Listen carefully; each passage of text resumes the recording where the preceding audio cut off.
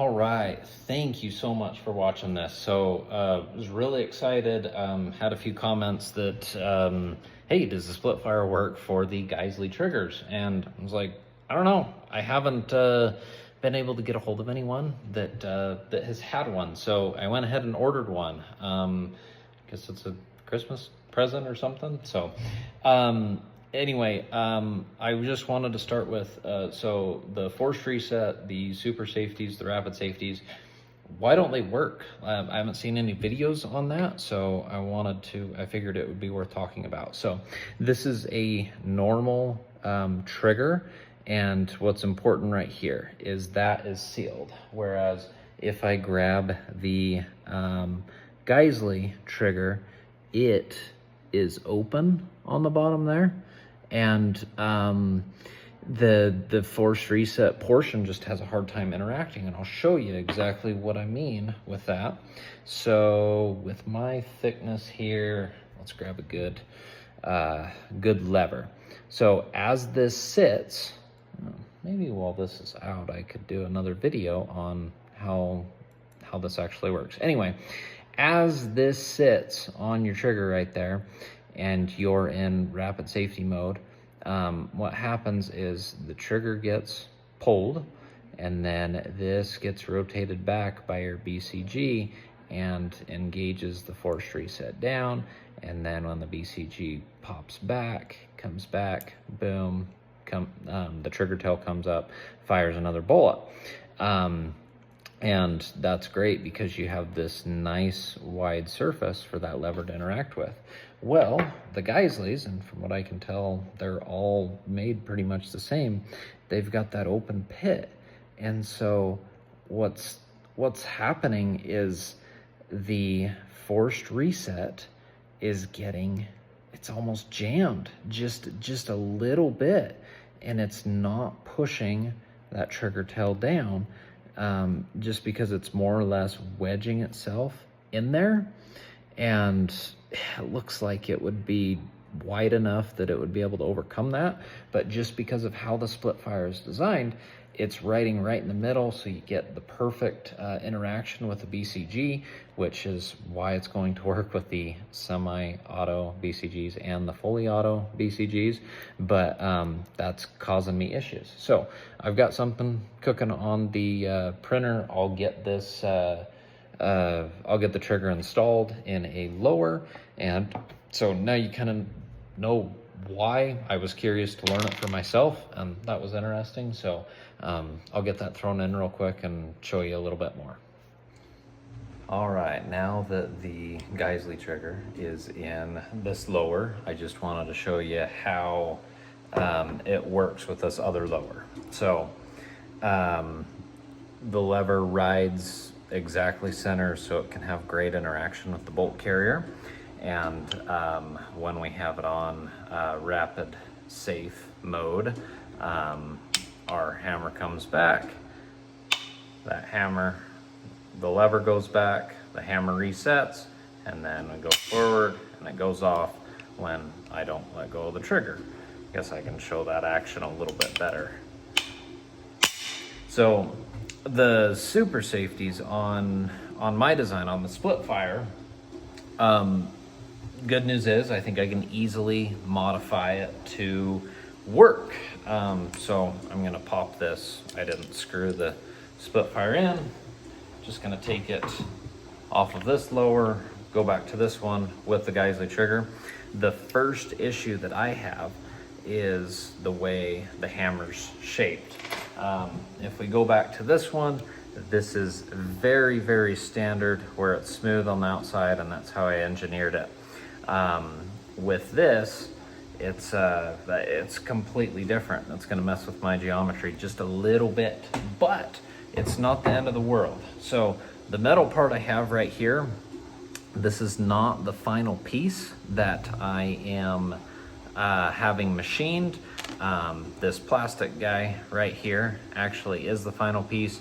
The difference is the geometry on this height right here, just trying to get it to work with semi-auto and full auto bolt carrier groups, And anyway, this achieves it. But what this also did, I didn't have a Geissele trigger at the time, but what it also did was when this lever, this design, is in here, that's gonna be no big deal. So I'm gonna pop, let's see, the lever in with this. Okay. Now the plastic lever is in, and the lever is supposed to ride up against that hammer tail, but anyway, the hammer, the back of the hammer is different, but when this is coming back, it's going to pop up just fine, and that's gonna work. So that's the first problem that had to be overcome, that I guess is already solved, which is the best kind of problems, is the problems that you don't need to solve. So that's your semi-auto feature. When that's all the way down, comes up, pops up, good to go.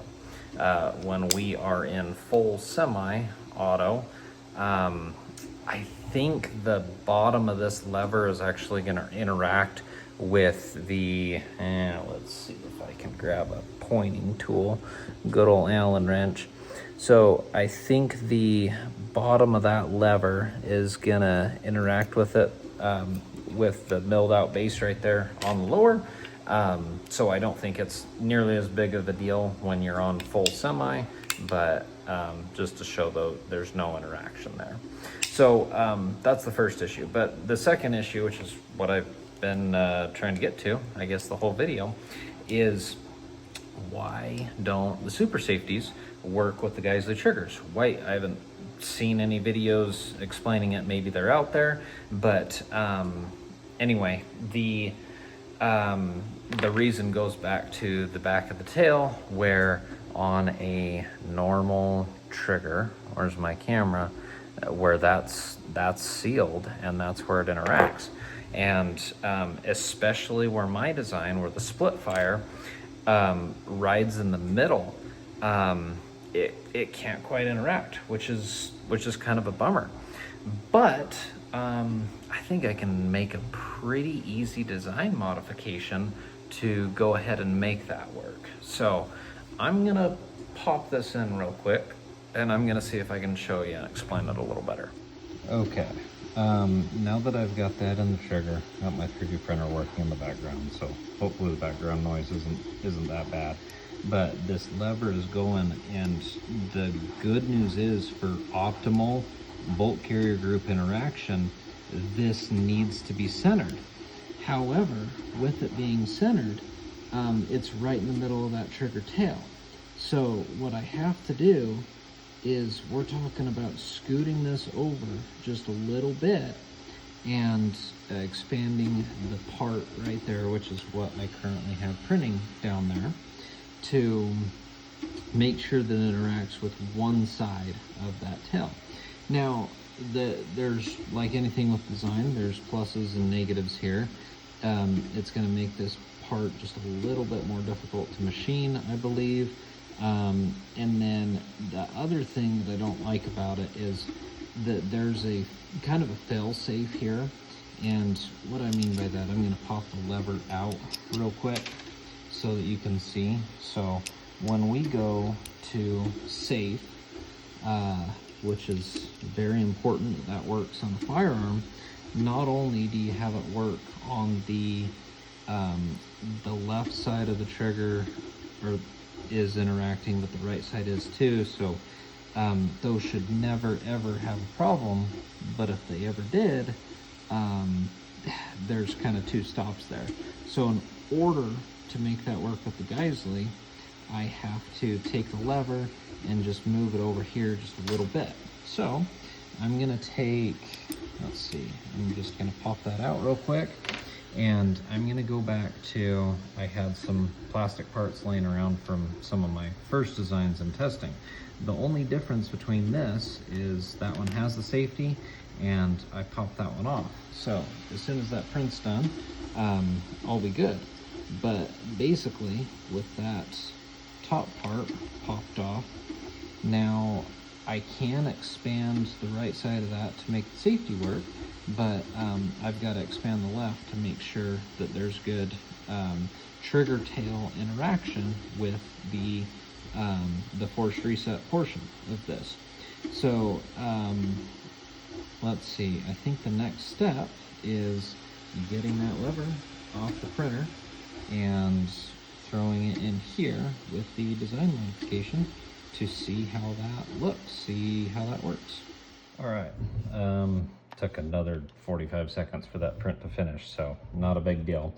I just wanted to show you, I kind of messed up on the print. So the only difference is the height here. I just brought this up just real quick just to make sure that we had more interaction. I messed up. I should have designed it so that this portion was raised, kind of mirrored opposite, but anyway, whatever, not a big deal. Another 2 minutes, I can have another one, but here we are. Okay, there we go. Okay, the first thing is we're going to be looking at that trigger tail, so it rests nicely down here, no big deal. We come up, and with any sort of force, that's going to get flipped back, and we are nice and good right there. But what's important is the forced reset. Now, I've got to figure out how to run the hammer and whatnot right here, but you can tell what I mean on the right side of this lever. I meant to add that bolt on the other side to the left side, so we had that, but anyway, I'll just roll with it, because anyway, it's all good. Hopefully you'll forgive me. So I'm gonna try to run this. Okay, can I do it with my pinky here? Hopefully.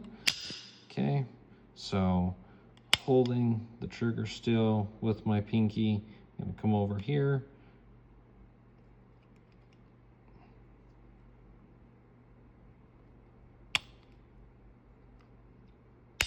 All right, what happened?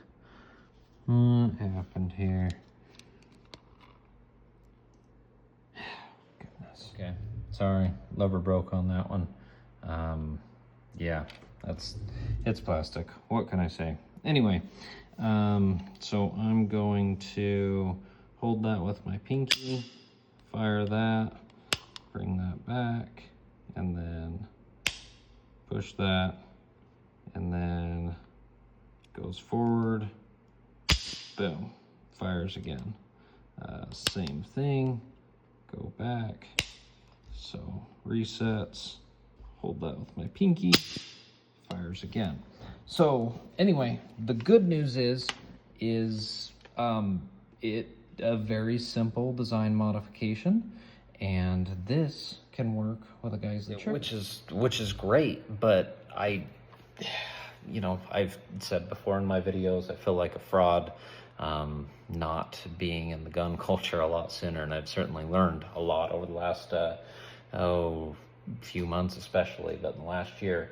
And so is it worth it to have another version of it? Should I just have one version that will work with all of them? Because that design modification right there to make that work with the Geissele, you reduce how much safety is actually on the trigger, but the right side could be expanded, and the left side can be taken away for the material.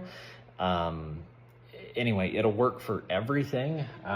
There's just trade-offs, and a more complicated part to machine would mean that we might not be able to produce them as quickly, which makes me really sad, because I am pushing as hard as I can to do that. Anyway, I don't like lead times, but anyway, so long story short, the split fire could absolutely work for the forced reset, and that's kind of why some of the other forced reset devices don't really work, but pretty easy to overcome. I think I can do a lot better on that, so I'll keep working on keeping you updated. But yeah, leave a comment. Tell me what you think. Maybe it's not a big deal. Anyway, it's great. So anyway, glory to God.